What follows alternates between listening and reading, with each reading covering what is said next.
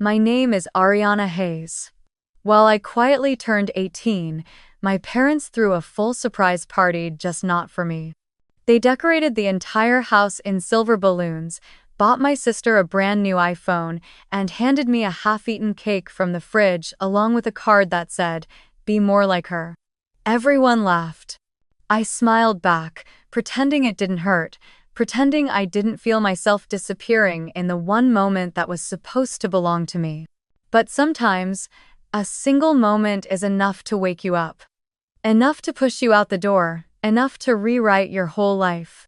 Before I take you deeper into what really happened that night, have you ever felt unseen by the people who should love you the most? And where are you listening from right now? What city? What time? People think favoritism happens in big, dramatic moments, choosing one child's side in an argument, giving one a larger gift, praising one in front of guests while ignoring the other. But that isn't how it works, not really. Favoritism is quiet, it's subtle. It's woven into the fabric of everyday life until it becomes the air you breathe. And for as long as I can remember, Lily had always been the air my parents inhaled, while I was just the background hum they never fully registered. When we were little, everyone called Lily delicate. Not weak, not spoiled delicate, like a porcelain doll you couldn't place too close to the edge of a table. If she cried, 3 adults rushed in. If she frowned, someone brought snacks. But when I cried, the response was always the same. "You're strong, Ariana. You're our independent girl." I used to think that was meant as a compliment. Only later did I realize it was permission. Permission for them to forget I needed care too. Lily was comfort, I was responsibility. Lily needed protecting, I needed to manage myself. I can pinpoint the first time I understood the difference. I was 9, Lily was 7, and we were at the town fair.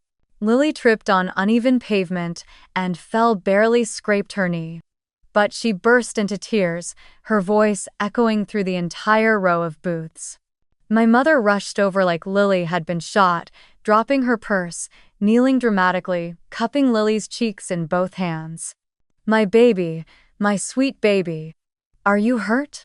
Oh my God, we need ice, we need bandages, someone help." A few people turned and stared sympathetically. Dad carried Lily all the way to the car, even though she insisted she could walk. Meanwhile, I trailed behind them quietly, holding Mom's dropped purse. That night, as Mom patted Lily's hair and tucked her into bed, as if she were recovering from surgery instead of a minor scrape, she turned to me and said, "Ariana, sweetie, can you bring your sister some water? She had a hard day." I wanted to say, I was there too. I saw everything too. I walked the same distance and ate the same cotton candy and stood in the same hot sundae. But I didn't. I just nodded and fetched the water. That's who I was even back then, the helpful one, the background character who filled everyone else's needs so perfectly they forgot I might have any of my own. It only escalated with age. When Lily was 16, she borrowed Dad's car, an old white sedan he'd had for years, and backed it straight into a mailbox. She called Mom crying, and immediately everything transformed into a family emergency. Mom left work early to comfort her. Dad assured Lily it wasn't her fault. The next month, Lily had a new car. Not a used one. A new one. A blue compact with a bow on top, like something out of a television commercial. "We want her to feel confident behind the wheel," Dad said. "She's sensitive, you know." A week later, when I asked if I could use the car to drive to a scholarship interview for a summer design program, something I had researched, prepared for, memorized every detail about my mother, sighed like I was burdening her. "Ariana, do you really need to chase things like that? You're not like Lily. You're not flashy. Just focus on school, do well, and keep your head down. Stability is more important than trying to stand out." She didn't say it to be cruel. That was the worst part. She genuinely believed she was protecting me from disappointment, as if I was someone who needed to shrink in advance to avoid being crushed. I remember sitting on the stairs that afternoon, listening to Lily laugh in her new car outside, and thinking, how is confidence something she deserves, but ambition is something I should fear? The truth is, my family didn't have to say they favored her. It was written everywhere, in their reactions, in their tone, in the small rituals of everyday life. When Lily came home with a C+ in math, she got sympathy. You tried your best, baby. Math is hard. We'll get you a tutor. When I got an A on my English exam, Mom just nodded and said, good. Keep it up. No celebration. Not even a smile. As if excellence from me was expected, automatic, hardly worth noticing. I used to wonder what it would take to impress them, to make them look at me with the same softness they always reserved for her. I thought if I just worked harder, if I just achieved more, they would see me. But the truth is, you can't impress people who aren't looking in your direction to begin with. One memory stands out the clearest, like a shard of glass that never worked its way out. I was 14, sitting at the kitchen table with a stack of application forms for a summer art academy. It wasn't just a camp, it was a real program, the kind that could open doors, the kind that made kids believe they could build a future from creativity. I had spent nights practicing my portfolio pieces, sketching until my fingers cramped. When I finally worked up the courage to ask Mom about the application fee, she didn't look angry. She looked amused. Baby, programs like that are for gifted kids, she said gently, brushing away my hope with a smile. You're not that type. And anyway, those things never work out for families like ours. Let's be realistic. I nodded again. I always nodded. But later that night, I overheard her telling Dad that she didn't want to waste money on something I would never get into. It wasn't even the money that hurt. It was the way she said waste, like I was a bad investment. Like I was the sensible daughter, the practical one, the one who should know her place and not dream too loudly. Meanwhile, when Lily mentioned she wanted to learn photography on a whim, she was given a new camera, a lighting kit, 2 lenses, and a subscription to an editing app despite the fact that she quit 2 weeks later because it looked harder than on TikTok. As the years passed, the favoritism didn't just become clearer, it became structured, intentional, institutional. Dad shared more stories about Lily at family gatherings. Mom framed Lily's certificates, even the participation ones, and hung them in the hallway. My awards remained in a drawer. When I got accepted into the advanced English track at school, Mom told one of her friends, Ariana is responsible, so she gets placed in practical programs. But when Lily got picked as a backup dancer for a school talent show, it became a family headline. She's such a star. Growing up like that does something strange to your mind. It doesn't make you angry at first, it makes you invisible. And invisibility can be comforting for a while. If no one expects anything from you, they can't be disappointed, right? If no one looks too closely, they can't judge you.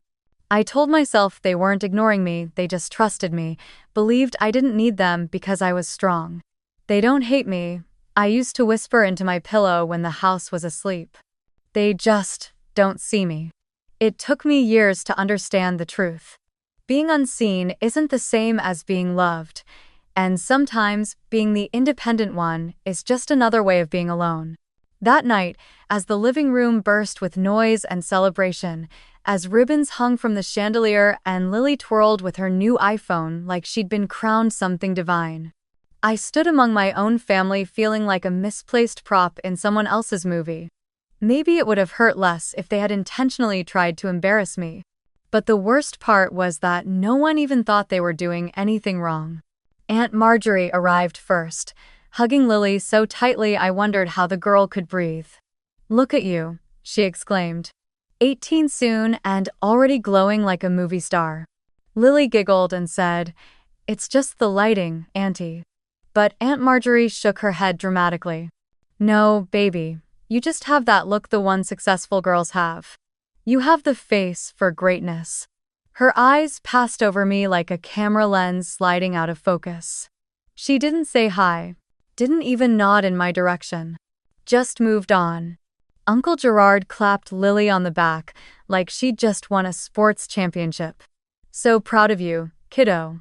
Heard you got chosen as the social chair for your class. Lily blushed.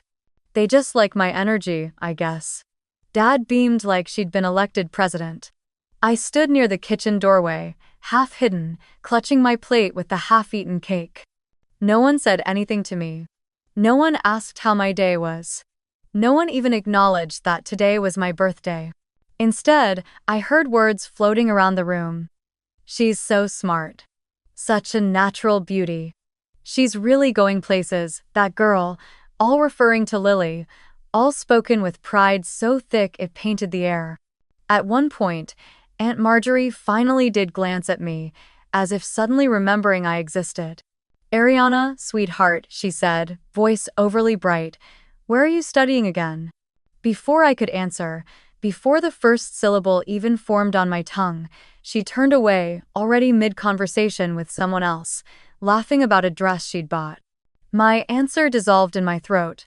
My cheeks burned, though no one noticed. It was such a small thing, a question asked without waiting for an answer, but it felt like a tiny scalpel cutting into something tender. People don't realize how painful it is to be consistently deemed unimportant. A lifetime of not waiting for the answer adds up. As the room swelled with chatter, Lily decided it was time for her favorite thing, a live stream. She climbed onto a chair, angling her phone for the best lighting, pushing her hair back with practiced ease. Hey guys, she chirped into the camera. Guess what? Early birthday surprise. Look what I got. She waved the new iPhone like it was a golden ticket. Comments popped up instantly, hearts, fire emojis. Oh my god, queen. Happy early birthday. She thrived under attention. It fueled her. Then she spun around and panned the camera across the room. And look, my sister got something too. Before I could step aside, before I could even react, Lily swung the phone toward me. I was standing there holding the limp paper plate and the dried, dented piece of leftover cake they'd given me. The camera caught everything: the flat frosting smudged on the side, the missing corner, the wobbling plate I tried to steady. See, Lily giggled. She got a gift too, not as fancy as mine, but, you know, it's the thought that counts. She laughed at the end, a light tinkling sound that the room echoed out of habit. The comments flew in faster. Lol. Oof. At least she got something. Why's her cake so small? That's sad. Girl looks like she needs a hug. Some laughed. Some pitied me. All of them watched me, strangers, through a screen, bearing witness to a moment I had no control over. Mom chuckled awkwardly and said, "Stop teasing your sister, Lily." But the tone wasn't reprimanding, it was indulgent, affectionate, as if Lily had done something mischievously cute. My hands trembled so slightly I hoped the camera didn't pick it up. I wanted to put the plate down, to walk away, to disappear. But instead, I forced myself to smile, to play along, because I knew the alternative, showing hurt, would only make them laugh harder, make me look dramatic, sensitive, unreasonable. In this house, Lily's emotions were precious jewels carefully protected, but mine were treated like clutter, something to sweep away quietly. People kept wandering in and out of my peripheral vision, hugging Lily, telling her how she deserved everything good coming to her. Bright future. Special girl. That spark, they kept saying. No one said anything to me except Dad, who briefly glanced over and said, "Hold the cake steady, Ariana, you're getting crumbs on the floor." He didn't even look long enough to see if I heard him. The whole time, the room felt too warm, like the air was slowly thickening. My heart thudded unevenly in my chest. My throat grew tight. I replayed the earlier moments. The banner I thought was mine, the gift that was hers, the half-eaten cake, the card, the laughter, the live stream. The comments. 100 tiny cuts, each one duller than the last, each one slicing another layer off the part of me that still hoped for something different. What hurt the most wasn't the live stream, or the questions that trailed off mid-sentence, or the way Lily shone while I faded. What hurt most was how normal it all felt to everyone else. How natural. How expected. They weren't trying to humiliate me, they simply existed in a world where my feelings weren't relevant. And if no one thinks they're being cruel, does that somehow make it worse? Because cruelty from ignorance wounds deeper than cruelty done with intention. At least intentional cruelty acknowledges your existence. I stood there, smiling that brittle smile, clutching the sad little cake while the party swirled around me in bright, careless motion. My hands were shaking, but my face stayed still, like a mask glued in place. For the first time, a thought whispered through me, soft but unmistakable. You're not part of this family. You're just standing in it. And even though I didn't know it yet, that moment in that crowded room, holding the leftovers of someone else's celebration was the first step toward leaving it all behind. The laughter eventually thinned into softer pockets of conversation, the kind that happen after a party's peak has passed. Someone lowered the music.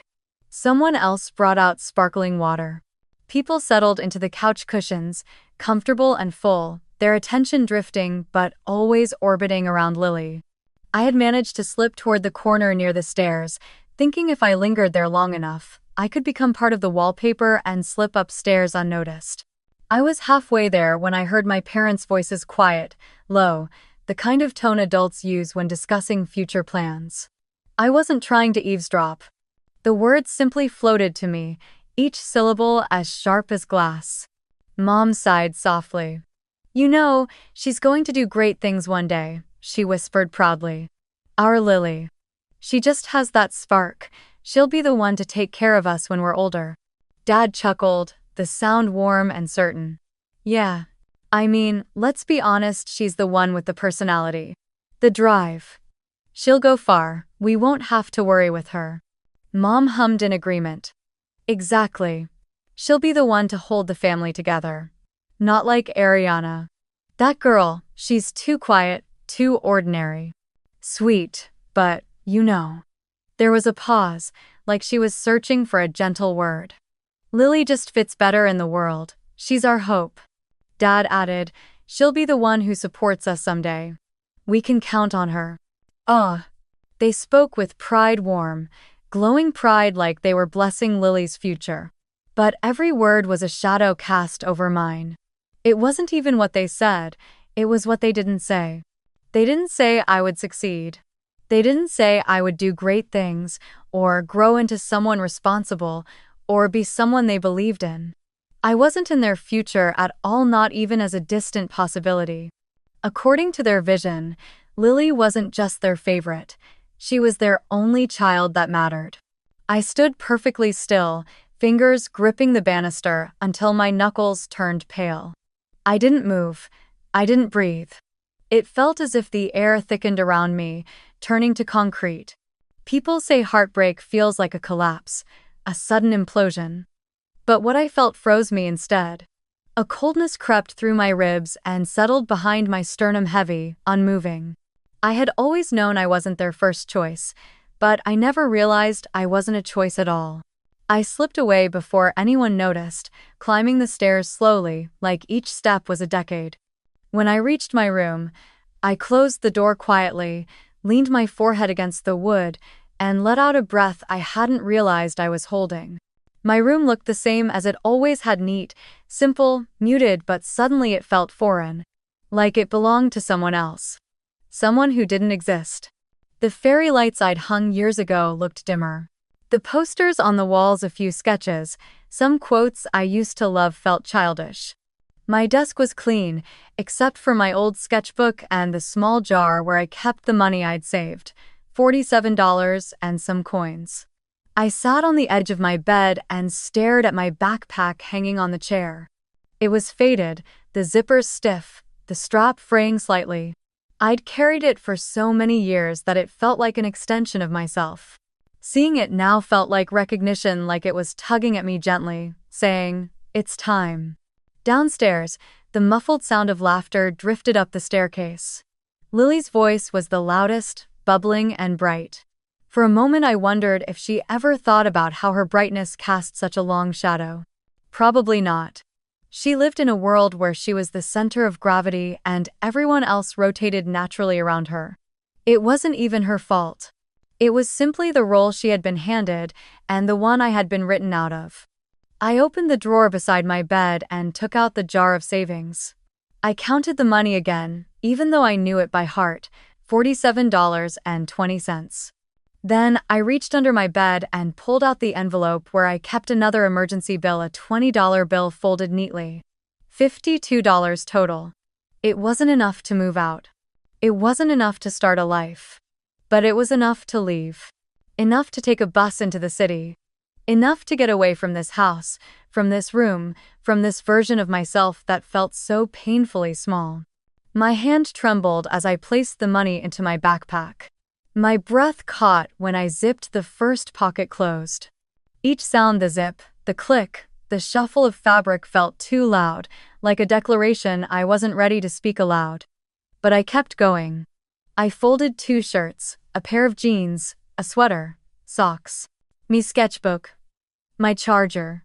I was slipping on my shoes when the door creaked open.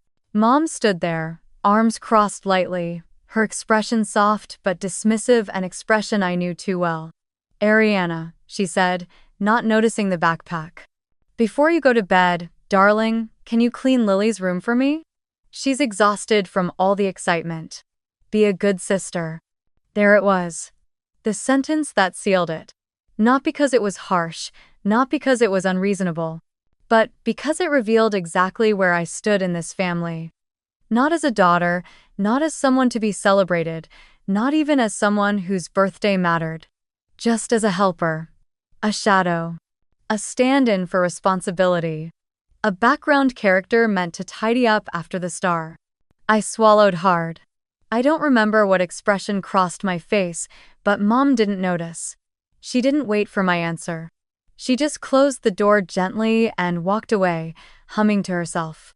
And that was it. The final drop. The moment the glass overflowed. I stood in the center of my room, heartbeat steady, breath calm in a strange, focused way. The decision was made before I even recognized it fully. I slipped the backpack onto my shoulder, pulled my hoodie tighter around me, and looked around the room one last time. Not with sadness. Not with nostalgia, but with clarity. This house did not hold space for me. So I stepped out quietly, closed the door behind me, and walked away from a life that had never truly seen me, determined to find one that finally would. I left the house without a sound. No slammed doors, no shouted words, no dramatic exits. Just quiet footsteps down the carpeted stairs, a final glance toward the living room where voices still buzzed faintly, and then the soft click of the front door closing behind me. The night air was cold enough to sting the inside of my nose, but it felt cleaner than anything I had breathed in years. I walked down the driveway with my backpack tugging at my shoulder, each step lighter and heavier at the same time. The bus stop sat 5 blocks away, at the corner where the streetlight always flickered. I'd seen it 1,000 times from the backseat of our car, but walking there alone in the dark felt like crossing into a new world. The pavement glowed damp under the streetlight, the kind of glow that made everything look soft and unfamiliar. My hands were cold, my heart steady in a strange, determined rhythm. I didn't let myself think too much about what I was doing. Thinking would have ruined everything. Thinking would have made me turn around. When the bus finally arrived, a rumbling, half-empty Greyhound, I climbed aboard and handed the driver my crumpled bills. He glanced at me for a moment longer than necessary, probably wondering why a girl with a backpack and puffy eyelids was buying a ticket at midnight, but he didn't ask questions. He just nodded and gestured toward the back. The seats smelled faintly of old leather and dust. I slid into one near the window and watched the town shrink behind me as the bus pulled away. The familiar houses blurred into shapes, then into streaks of light, then into nothing. I expected to feel guilty, or scared, or even excited, but instead, I felt blank. A numb, steady blankness that wrapped around my ribs and kept the panic at bay. Maybe this was what freedom felt like at first, hollow, shaky, waiting for meaning to catch up. The ride lasted nearly an hour, darkness swallowing everything outside the window except the occasional gas station or lonely billboard. By the time we reached the city, the streets were hushed, lit by neon signs and the occasional passing car. I stepped off the bus and was met with a swirl of unfamiliar noises, the low hum of traffic, the whirring of street sweepers, the distant shout of someone I couldn't see. I tightened my grip on my backpack and walked until I found an empty park bench near a row of trees. It wasn't much. The wood was cold and slightly damp, and the metal armrest dug into my side. But it was somewhere to sit, somewhere to breathe. I curled onto the bench, using my backpack as a pillow, pulling my hood over my head to trap whatever warmth I could.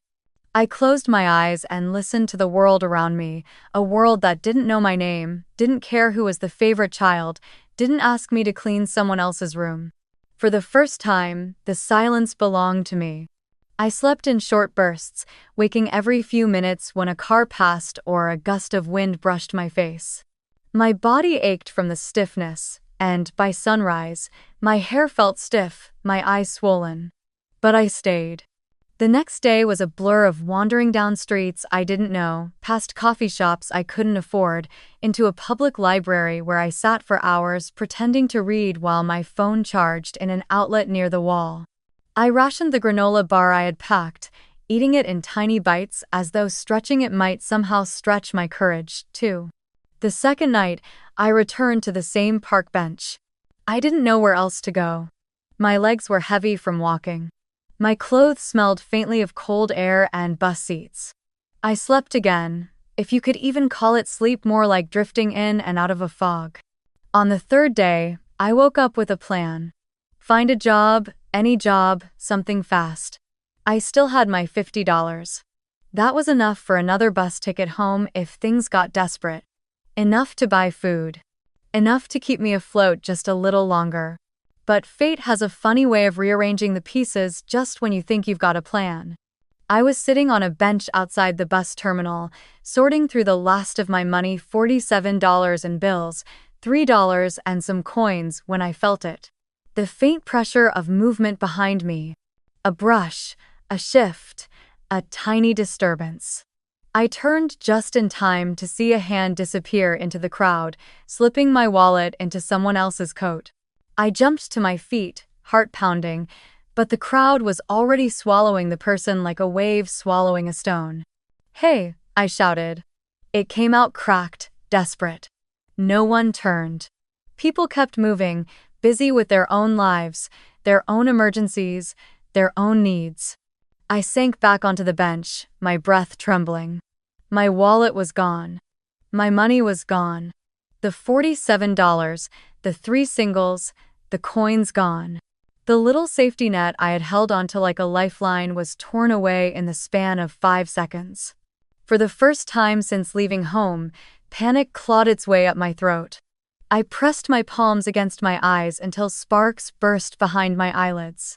What am I going to do now? I thought. How am I supposed to survive? Maybe I should go back.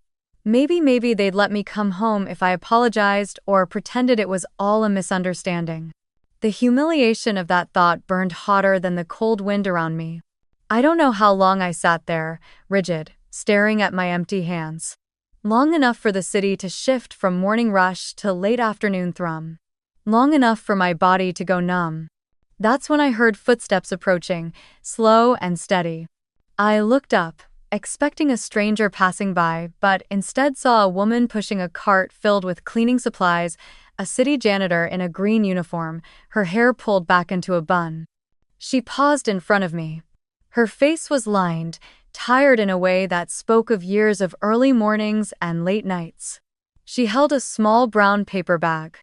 "You look hungry," she said simply, her voice kind but firm, the kind that didn't ask for explanations. She held out the bag. Inside was a sandwich. "Here, eat." "One." I stared at it, then at her. I can't pay," I whispered, humiliation burning beneath my skin. She shook her head. "Didn't ask for money." When I didn't reach for it, she set the bag beside me on the bench, then studied my face with a softness I wasn't prepared for. "Do you have family around here, child?" The question shattered me. Not because of what she asked, but because of the gentleness in her voice. Gentleness. I hadn't heard directed at me in years. My throat closed. My chest caved in. And before I knew it, the tears came silent at first, then uncontrollable, shaking, raw. I hadn't cried in years. I'd forgotten what it felt like. I covered my face with both hands, shoulders trembling, sobs caught between gasps of air. The woman didn't move. She didn't flinch. She just stood there quietly, letting me break in the only place I felt safe enough to. It was the first time I realized how much I had been holding in. The first time I understood what it meant to be alone. And the first time anyone asked if I had a family. I wished I didn't have to think about the answer. The janitor's small act of kindness lingered with me long after she pushed her cart down the sidewalk and disappeared into the drifting crowd. I ate the sandwich slowly, each bite grounding me just enough to stop the trembling in my hands. I didn't know what tomorrow would look like. I barely knew what the next hour would look like. But I knew one thing: I wasn't going back. Not yet. Not after everything. If being invisible had defined my life at home, then being alone, truly alone, was at least honest. It was mine. By late afternoon, the cold air had settled deeper into my bones, and my phone battery had slipped down to 9%. I needed warmth. I needed somewhere to sit for more than 5 minutes. I needed Wi-Fi. The public library was 6 blocks away, according to a faded map posted near the bus stop. I walked with my backpack weighing against my spine, each step stiff but determined.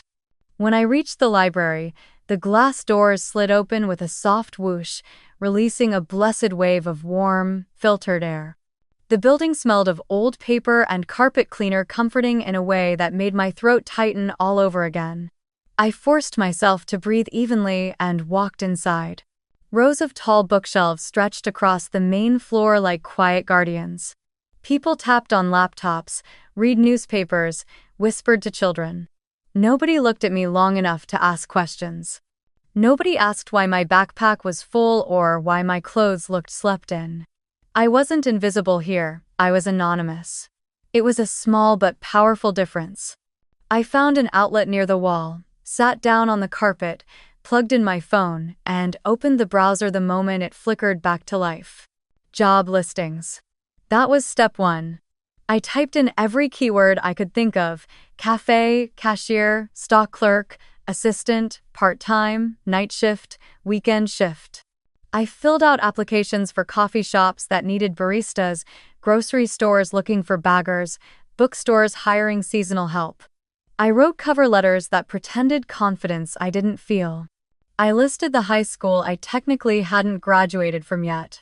I checked the email address again and again, waiting for anything to show up. By evening, the library lights dimmed to a softer glow as a quiet announcement reminded patrons that closing time was in 15 minutes. I packed my things slowly, dragging out the moment before stepping back into the cold. I wandered the streets for an hour, shivering, my breath visible in the air.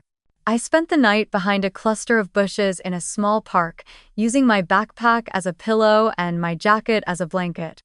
The ground was unforgiving. The darkness thicker. Every rustle of leaves sent my heart into my throat. But I survived. That became my mantra: I survived today.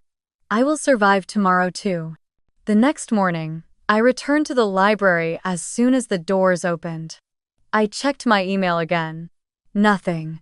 But I didn't give up. I applied to more jobs: boutique shops, convenience stores, bakeries. I walked into a few places in person, asking shyly if they were hiring. Most managers looked apologetic. Some looked impatient.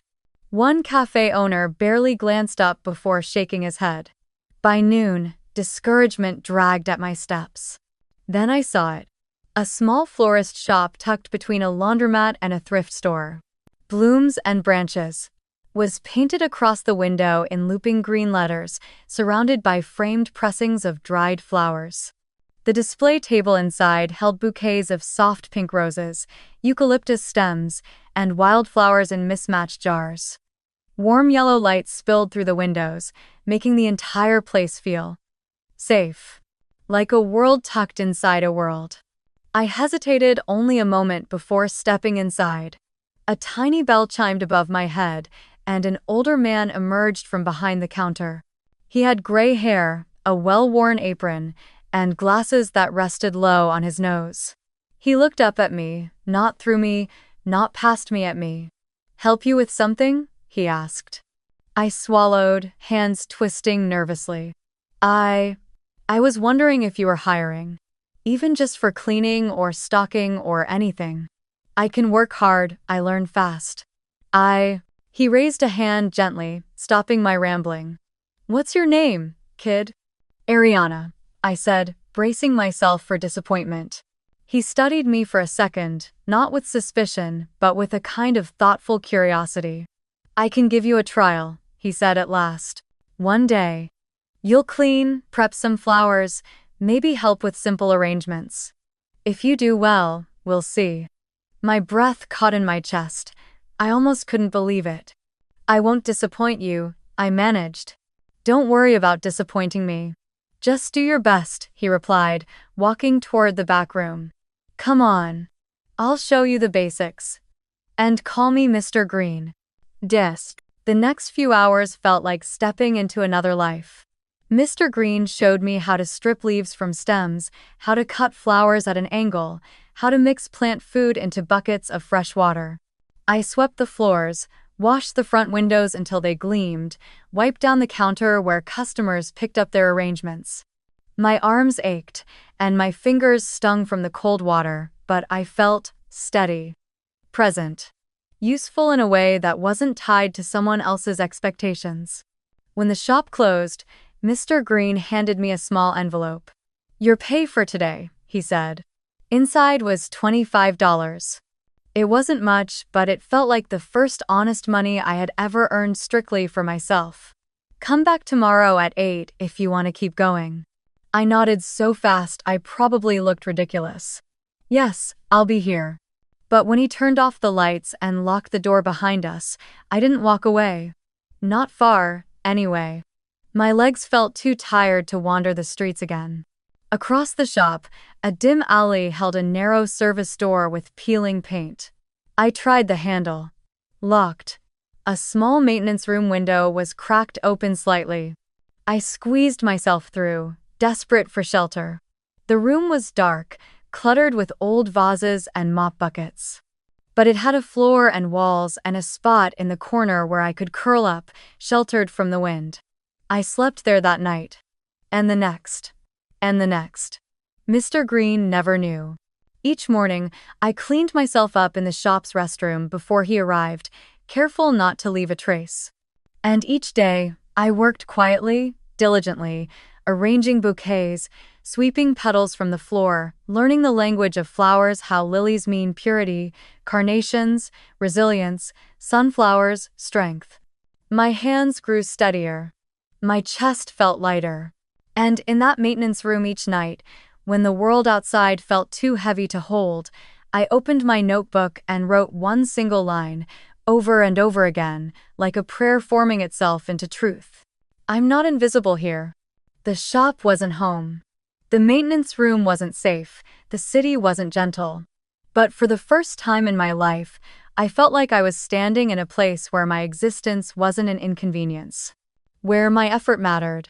Where someone saw me not as an accessory to another person's brightness, but as someone capable of her own small light. And that tiny spark was enough to keep me going. By the time my 4th week at the flower shop arrived, my life had fallen into a rhythm fragile, imperfect, but mine. Mornings started with the smell of damp stems and chilled petals, afternoons with the warm hum of customers drifting in and out, evenings with the soft crackle of my old notebook under the dim storage room light. I was exhausted most days, but it was the kind of exhaustion that made sense, the kind born from effort instead of emotional bruising. And every night, before I curled onto the thin blanket I'd stolen from a donation bin, I reread the line I wrote on the very first day. "I'm not invisible here." It became my quiet anchor. But the world has a way of testing anchors. And mine snapped the moment I opened my email that Wednesday evening. I was sitting on an overturned crate in the maintenance room, phone plugged into a wall outlet that sparked if touched the wrong way. My fingers were stiff from trimming eucalyptus stems all day. I opened my inbox expecting the usual automated job rejections or promotional spam. Instead, the subject line that stared back at me made my pulse jump. Important. Scholarship application status request. My heart stopped. I clicked. The message unfolded with painfully polite formality. Dear Ariana, we received a request from your parents to withdraw your scholarship application due to family instability and concerns regarding your readiness for academic commitments. Please confirm whether this request was authorized by you. If we do not receive clarification within 48 hours, we will proceed accordingly. For a moment, I could only stare. The room tilted slightly, the cold concrete floor seeming to slide under me. I blinked hard, once, twice, as if the words might rearrange into something less cruel, less deliberate. But no. They stayed exactly the same. They asked the school to withdraw my scholarship, my application, my future. Not because they were worried. Not because they were trying to protect me, but because they didn't want me to leave. Or worse, they didn't want me to rise higher than the daughter they actually valued. A slow, cold realization spread through my ribs. They didn't just ignore me. They didn't just forget me. They didn't just celebrate someone else on my birthday. They were actively trying to keep me from becoming someone they couldn't control. My hands shook so badly I almost dropped the phone. My throat tightened like someone had threaded a wire through it and pulled. I thought about my mother's soft condescension, my father's quiet dismissiveness, the card that said, "Be more like her." I thought about Lily receiving an iPhone worth more than everything I owned combined. And suddenly, it all clicked together with a sickening, perfect logic. They never expected me to succeed. They never wanted me to succeed. They wanted me exactly where I had always been within reach, between chores, silent, convenient, forgettable. Breathing shakily, I wiped my eyes with the sleeve of my hoodie, forcing my hands to steady enough to dial the school's number. It rang twice before someone answered, a woman with a warm, measured voice. Admissions office, this is Dr. Patel speaking. Hi, I stammered, standing instinctively even though she couldn't see me. My name is Ariana. I got an email that my parents requested to withdraw my scholarship application. I didn't authorize that. They weren't supposed to have any access. There was a polite pause. Paper shuffling. Typing. Thank you for calling, Ariana, Dr. Patel said gently. I'm looking at your file now. The request came from an email that matches your parent records on file, but there was no verification from your personal account. So, to confirm this was not your wish? No, I said firmly, surprising myself with the strength in my voice. I'm not living with them. I left home. The situation wasn't safe or supportive. I didn't ask them to do anything on my behalf. I didn't want them involved. Another pause. A softer one. Ariana. I'm sorry, she said. No student's application should hinge on anyone's control but their own. I'm going to lock your account so only your verified email can request changes. All notifications will come directly to you. And I'll restore your scholarship application. But, are you safe? Do you have support? My throat tightened again, but for a different reason this time. Someone was asking if I was safe. Not out of obligation. Not out of judgment. Not to use it against me, just human concern. Yes, I whispered. I'm figuring things out. If you ever need documentation to separate your educational records from their access, she added, we can help with that too. Albos. Something warm, almost like hope, burned behind my ribs. Thank you, I said. Thank you so much. After the call ended, I stood in the little maintenance room, phone clutched to my chest, trying to calm the storm inside me.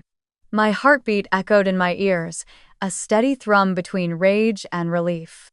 For a long moment I said nothing, thought nothing. I simply existed in the quiet truth that my family had crossed a line I didn't know existed. They didn't just fail me emotionally. They were trying to erase my future. A muffled noise from outside drifted through the thin door, Mr. Green humming off key as he swept petals from the shop floor. The scent of lilies lingered faintly in the air, soft and bittersweet. I sank onto the crate again, knees trembling. All this time, I thought their favoritism was a kind of blindness, that they were so focused on Lily's spotlight that they didn't see me fading in the background.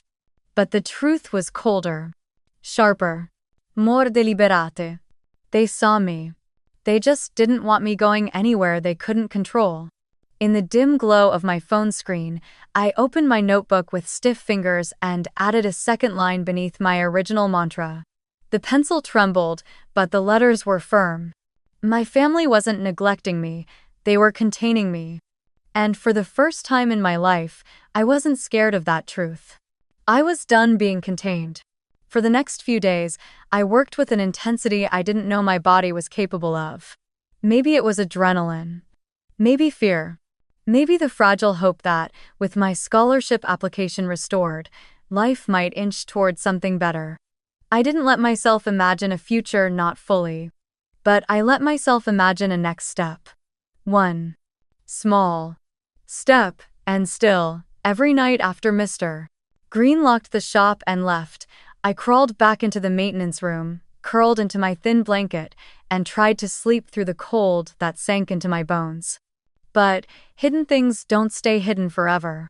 It was a Thursday morning, quiet, cloudy, the kind of day when the world feels half asleep, when everything changed. I had woken before sunrise, slipped out of the storage room, and washed my face in the bathroom sink, trying to look as normal as someone who slept on a concrete floor could. When I stepped back into the shop, broom in hand, I froze. Mr. Green was standing in the doorway of the storage room. The door hung open. My blanket lay rumpled in the corner. My backpack half unzipped beside a crate. He looked at me, then at the space, then back at me again. My stomach fell straight through the floor. I can explain, I started, voice barely holding together. I didn't mean to, I just needed somewhere, just a couple nights. He didn't yell. He didn't scold. He just walked fully into the room, picked up my blanket, and folded it neatly.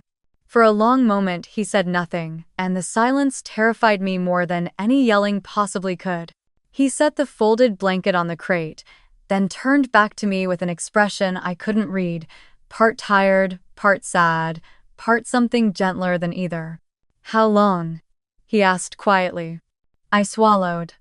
3 weeks. He pressed his lips together, nodding slowly like a puzzle piece had just clicked into place.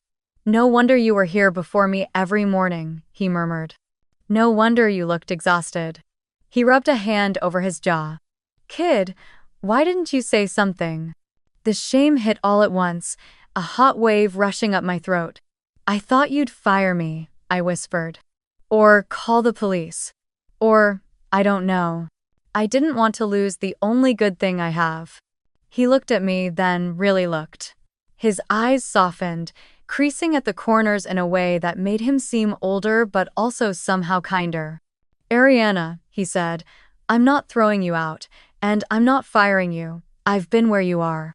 My breath caught. "What do you mean?"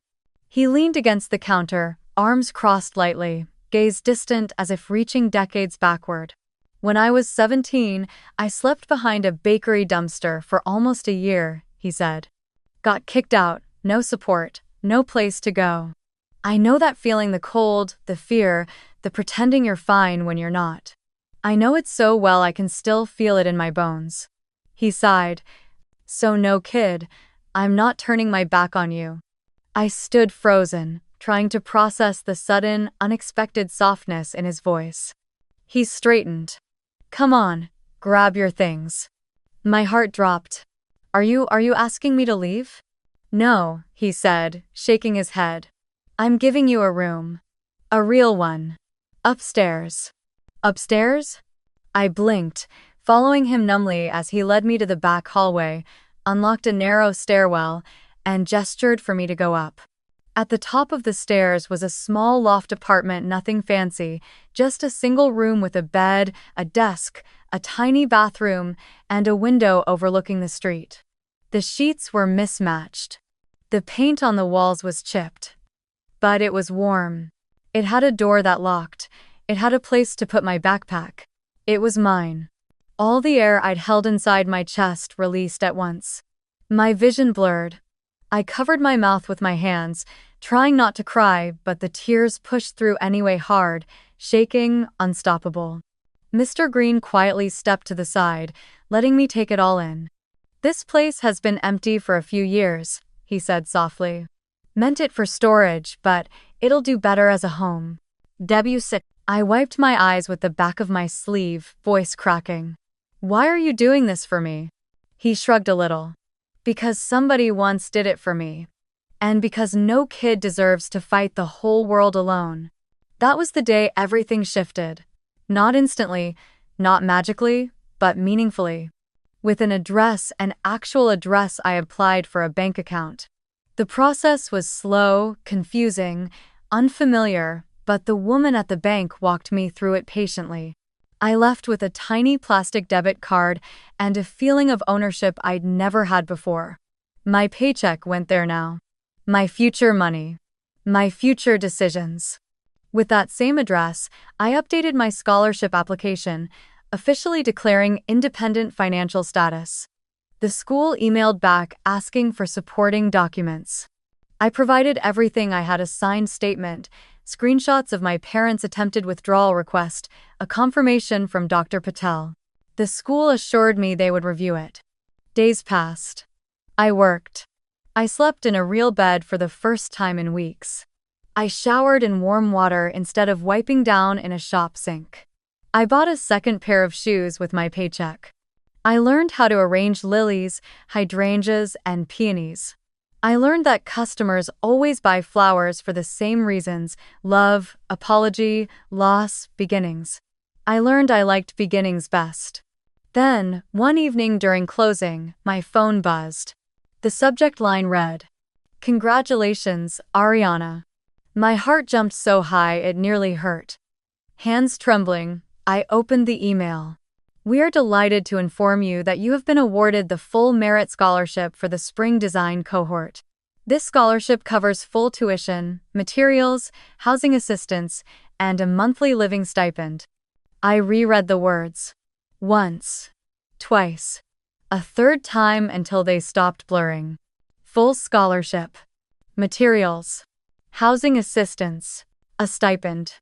A future. A sob escaped me, not a sad sob, but something thick with relief, disbelief, and a joy so unfamiliar it almost frightened me. Mr. Green turned from locking the till, eyebrows raised. "Good news?" he asked. I managed a laugh through the tears.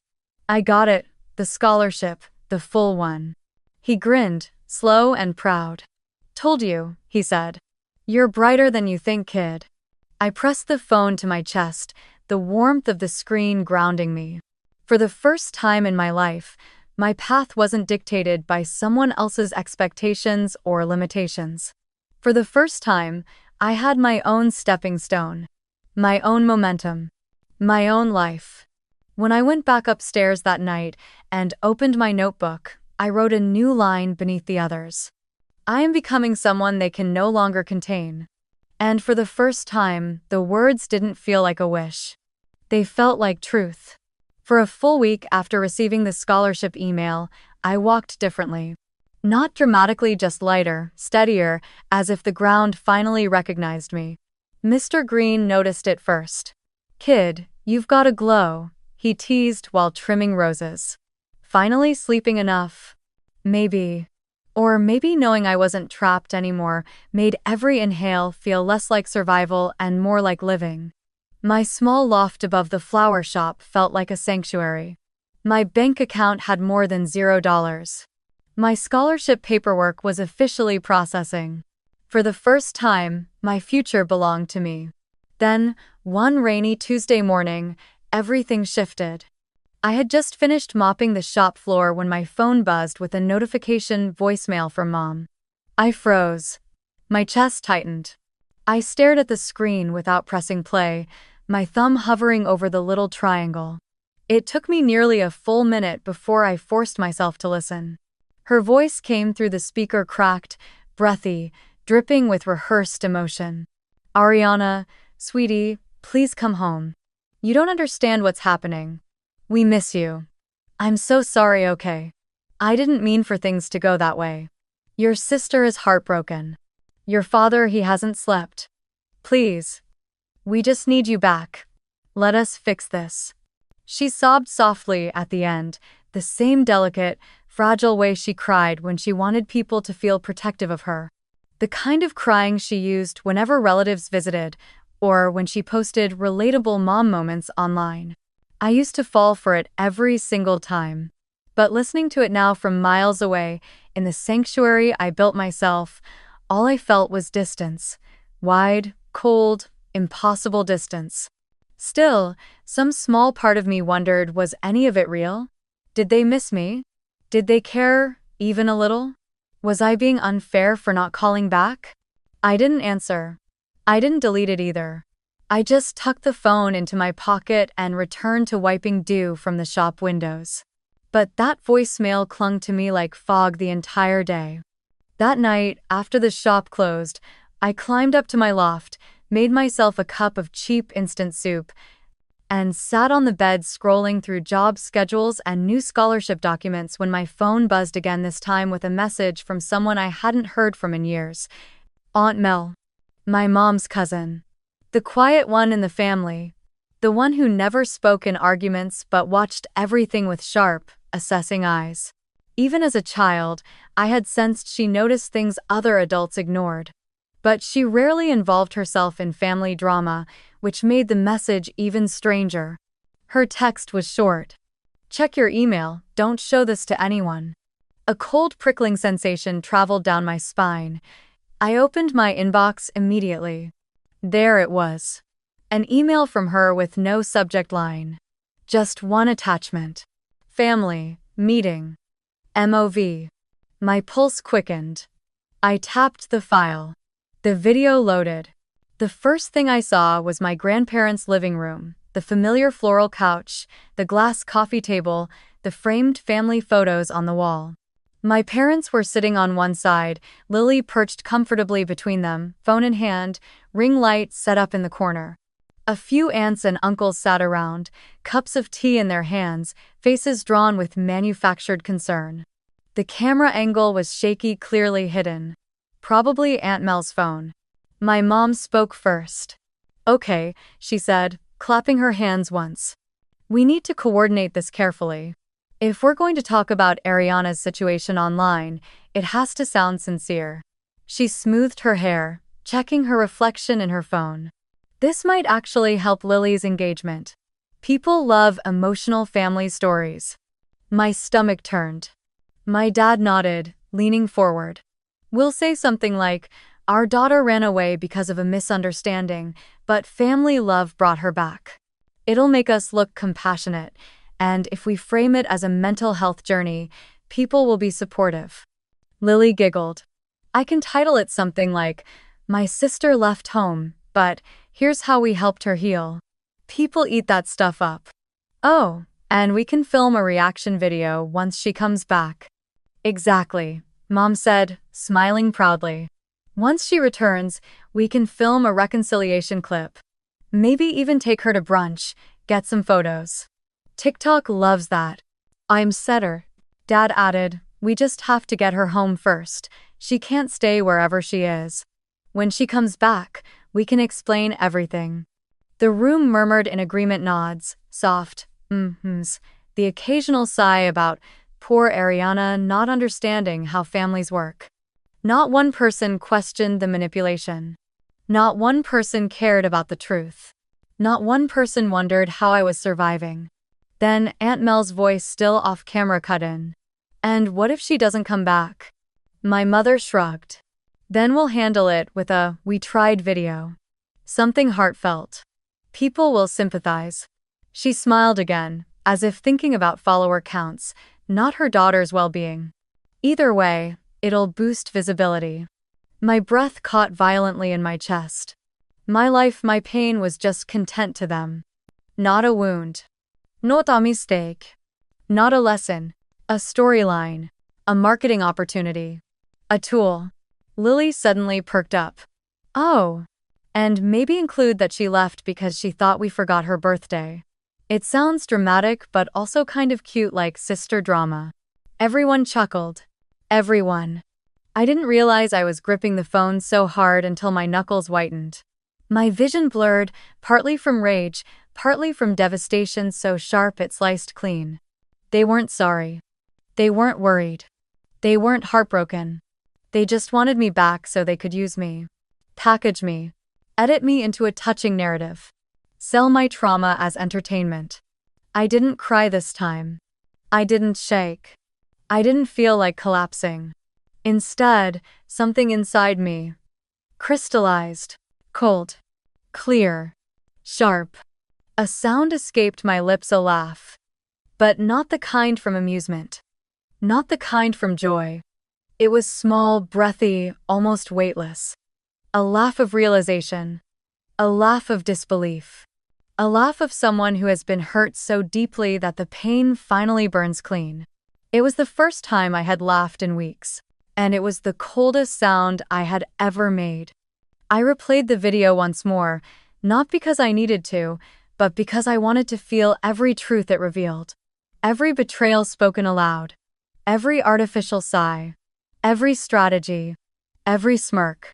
When the video ended, I texted Aunt Mel. "Thank you. I know now." She replied within seconds. "Good, protect yourself. They won't stop." I set my phone down and stared at the dimly lit loft. My tiny bed. My folded clothes. My notebook with its growing list of truths. My bank card. My scholarship confirmation. None of this would exist if I had stayed. None of me would exist if I had stayed. I wasn't going back. Not now. Not ever. And this time I wasn't just surviving. I was preparing. For the rest of that night, I didn't sleep. Not because I was afraid fear had burned out a long time ago, but because something inside me had finally shifted into clarity. The kind of clarity that didn't need revenge in its loudest form. The kind of clarity that didn't crave shouting or confrontation. The kind of clarity born from truth, steady and unshakable. They wanted to turn my suffering into content. They wanted to wrap my disappearance in soft lighting and edited captions. They wanted a story. So I decided to give them one. But not the one they could control. The next morning, I woke early, washed my face, tied my hair back, and sat at the small desk beside the window in my loft. The city outside was waking up, cars passing, dogs barking, the murmur of pedestrians. A soft breeze pushed through the cracked window. I turned on my phone's camera. No filters. No tears. No dramatic music. Just me. I positioned the phone upright, pressed record, and spoke with the calmest voice I had ever used in my life. "Hi," I began. "I'm Ariana. Some of you might know my family, some of you might not. I'm not here to blame anyone or to cause drama. I just want to tell the truth about something that happened to me. Because lately, that truth has been rewritten." My gaze didn't waver. My breathing stayed steady. It was my 18th birthday. I came home expecting maybe a simple dinner, maybe just a happy birthday. Instead, the house was decorated for my younger sister's birthday, which is 2 weeks after mine. She got a brand new iPhone, and I was handed a half-eaten cake from the fridge. I lifted the photo I had secretly taken, the small, dented cake with a slice missing. "And a card," I continued. It said, "Be more like her." I held up the card too. No commentary. No bitterness. Just facts. My parents later contacted my school and tried to withdraw my scholarship application. I said next, tapping my phone screen so the email screenshot appeared behind me. They said the family was unstable and that I wasn't ready for academic responsibilities. I didn't authorize that. I left home shortly after because I realized I needed to survive on my own.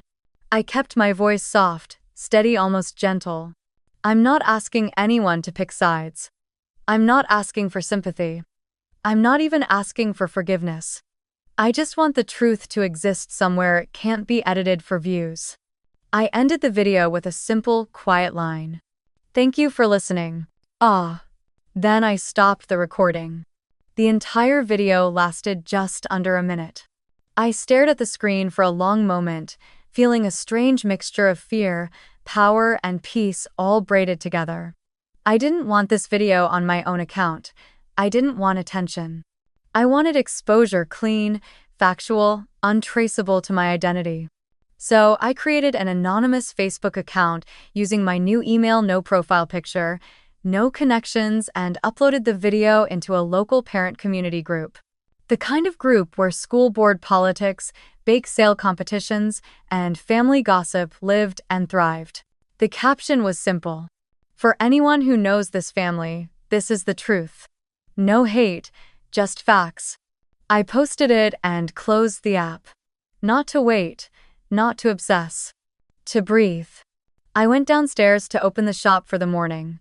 I brewed coffee for Mr. Green, wiped down the counter, trimmed stems. Normal motions, grounding motions.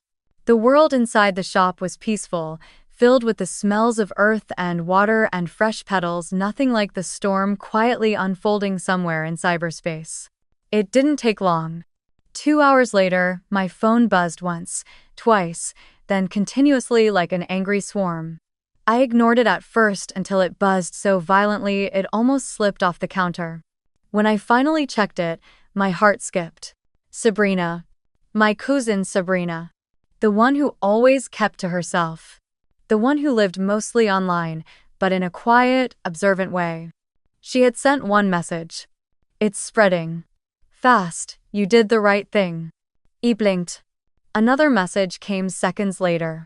And I shared it with the right people. I didn't ask who the right people were. I didn't need to. Because almost immediately, my notifications exploded: screenshots, shared posts, comments, whispers turning to shouts. People recognized the house in the background. People recognized the tone of my mother's voice. People recognized the card. Parents in the group reacted first. This is heartbreaking. I know who this is. This explains so much. I used to think that family was perfect. This is emotional abuse. Then came neighbors. Then teachers.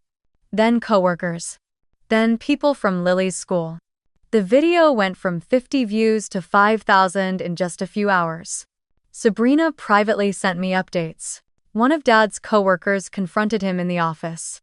Aunt Jenna is furious. They tried to trip her into defending them. Lily's followers noticed she hasn't posted all day. And then? Check the comments under Lily's latest TikTok. I hesitated, but curiosity won. I opened TikTok, went to Lily's account, and clicked her most recent video, one she'd posted yesterday, posing in a new outfit. The top comments were brutal. Is this the sister you told to be more like you? Where's your older sister, the one who got the half-eaten cake? Explain the scholarship email. We'll wait. Your family seems toxic as hell. Girl, this wasn't supposed to get out, was it? Hundreds more followed. Some unfollowed her publicly. Others demanded explanations. Some even tagged the parent group directly. The perfect family image cracked. Then splintered. Then shattered. By noon, I knew my parents' world was collapsing. A coworker of my dad's apparently emailed HR. A neighbor who had once idolized my mom messaged Sabrina, horrified. Even Lily's favorite teacher reportedly commented privately, asking, is this true? The narrative they tried to create was no longer theirs. And none of it required me to lie. Or exaggerate. Or destroy them. Truth did that on its own. Around 9 p.m., while I was arranging a bouquet of tulips, my phone buzzed again, this time with a voicemail notification from my father. I didn't listen. I didn't need to. I imagined the panic in his voice. The desperation. The frantic attempt to regain control of a story that no longer belonged to them. I simply set the phone face down on the counter. Mr. Green glanced at me. Everything okay? I let out a soft, quiet breath, one that felt like the release of years of tension. Yeah, I whispered, gently tying a ribbon around the bouquet. For the first time, it really is. My phone kept buzzing. Messages kept coming. Chows kept unfolding. But inside the flower shop, sunlight streamed through the clean front window. The stems glistened with droplets. And for the first time in my life, I felt something I had only ever dreamed of. Relief. Not triumphant vengeance. Not righteous pride. Just relief, soft, warm, and earned. I slipped my phone into my apron pocket, stepped back from the counter, and inhaled the sweet scent of fresh tulips and eucalyptus. Whatever storm was happening out there didn't belong to me anymore. I had spoken my truth. And that was enough. The week before orientation, I packed the little loft room that had become my sanctuary. It didn't take long. My life still fit into 2 bags and a cardboard box filled with flowers Mr. Green insisted I take. First day of school needs color, he'd said, pretending it wasn't sentimental. When the rideshare dropped me at the entrance of the art school dormitories, the campus spread out like a quiet dream. Tall oaks, brick pathways, warm morning sunlight bouncing off studio windows. I stood there for a moment, letting the weight of everything settle. All the ways I had broken apart, all the ways I'd rebuilt. The dorm was small but warm. A bed, a desk, a dresser, and a window overlooking a courtyard where students carried sketchbooks and coffee cups. For the first time, the future didn't feel like a locked door. It felt like an open hallway with dozens of rooms to choose from. That night, I arranged my pencils, my small stack of clothes, and the flowers from Mr. Green. I taped my scholarship letter above the desk. Not as a reminder of what I'd escaped, but of what I'd earned. 2 days later, they came. I saw them through the dorm window first, my parents standing by the benches near the campus fountain, looking small and misplaced among students carrying art portfolios. My father checked his watch repeatedly. My mother twisted a tissue until it tore. They had come to the school. To my new world. To the place I had fought tooth and nail to reach. My phone buzzed before I could even turn away. Dad. We're here. Please come talk to us. Just 5 minutes. Minse. Then another. Mom. Ariana, please. It's important. We can fix this. Then, as if fate needed one last cruel laugh, another notification. Lily. So you just ruined my account? You did this to mess up my opportunities. Why are you like this? What did I ever do to you? It almost made me laugh. After everything, after the cake, after the scholarship sabotage, after the video, they still made it about themselves. I sat on the edge of my dorm bed, heartbeat steady. I wasn't shaking. I wasn't crying. I wasn't afraid. I picked up a pen and opened my notebook to a blank page, the same notebook where I had written, I'm not invisible here, and I am becoming someone they can no longer contain. I wrote a short letter. Calm. Simple. Final. I'm not angry. I'm just done. I folded the letter, walked downstairs, and handed it to the dorm receptionist. My parents are outside, I said softly. Can you give this to them? I won't be meeting them. Although. The receptionist nodded gently, as though she understood more than I had said. I didn't watch them read it. I didn't need to. Whatever storm erupted outside those doors wasn't my storm anymore. Back upstairs, I finally replied to Lily. Me? I didn't ruin anything. I told the truth. She typed back instantly. You want people to hate me? My fingers hovered above the screen for half a second before I wrote. If the truth ruins you, maybe it's time you look at yourself, not me. Bo. She didn't answer after that. Her silence felt like a closing chapter. The next morning was orientation day. The quad buzzed with new students laughing, hugging, comparing schedules. Mr. Green showed up in a pressed shirt, still wearing his florist apron because he forgot to take it off before catching the bus. He held a small bouquet of daisies. For the scholar, he said, holding them out to me. And before you argue, daisies mean new beginnings. I didn't argue. I hugged him instead, something I had never done before. His arms wrapped around me with the warmth of a family I chose, not the one I escaped. As speeches started and students gathered, he found a spot in the back of the crowd, watching me proudly as though he had known me my entire life. In a strange way, he'd known the version of me I was meant to become. The version who wasn't overshadowed, silenced, or ignored.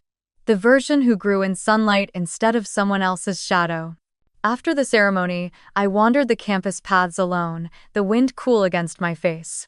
I passed the design studio, the sculpture courtyard, the library with tall glass windows. Every step felt like a promise, quiet but powerful. When I reached a bench under a tall oak tree, I sat and opened my sketchbook.